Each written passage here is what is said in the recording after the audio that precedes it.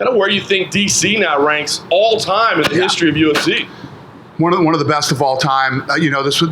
This was the right fight for him, in that if you think about his career, he steps down from heavyweight to go to light heavyweight because his friend is a heavyweight. So he goes to 205, has an incredible career down there, but has that Jon Jones thing, And Jon Jones is, in my opinion, if not one of the greatest of all time. Could be the potential that Jon Jones had. Who knows what he could have done at heavyweight and everything else. So he's got the shadow of Jon Jones.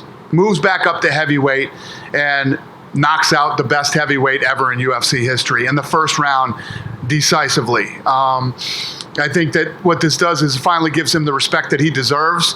And, he's a two division champion. And, now he's got a big fight ahead of him, a big fight, big payday, and it couldn't happen to a better guy. He's an incredible ambassador for the sport. I said a long time ago, I told Daniel, if you're my champion for the rest of my career, I'll be a very happy man. And I will end with this. You talked before the fight about potentially being the greatest fighter of all time. And, Mighty Mouse would be in that conversation, George St-Pierre, and, of course, you and Jon. Jon never actually lost in the octagon. And I know you say his fight last year disqualified him, but he beat you in 2015 when he did not have that issue. USADA wasn't around yet, just to be... Okay.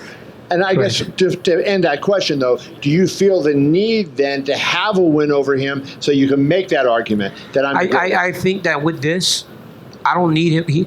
Look, this tonight, right, for everyone that said you're a fake champion, you're not a real champion, can't question this one, right? You may question that light heavyweight title. You can question it to the grave. But I have something completely separate from him, and I'm very grateful for it because everything was tied to that guy. No matter how much I beat everybody up, it was always, well, you lost to Jones. Now, in this heavyweight division, a division that I never got to compete in and complete my journey in, I went and I completed and became the champ. So I'm a champion. I am one of the greatest fighters of all time. And you're right. I love DJ and I love GSP. And it's going to be one of the three of us. I mean, at 205, we never started starching guys like this, not at this level, always gonna. The fact that you're in the conversation and people are talking about you is what you want. You just don't want to be a person that people aren't different about. As long as they're talking, I'm happy. And just my quick follow-up to that, because I know you have commented leading up to this fight about the GOAT conversation, the greatest of all time.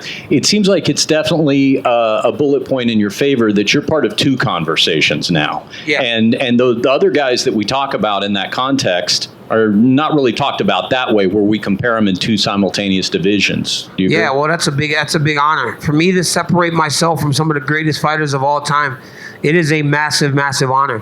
Only Conor McGregor did it at the same exact time. It's a big deal, It's a big deal, and I'm very excited about it. Decent.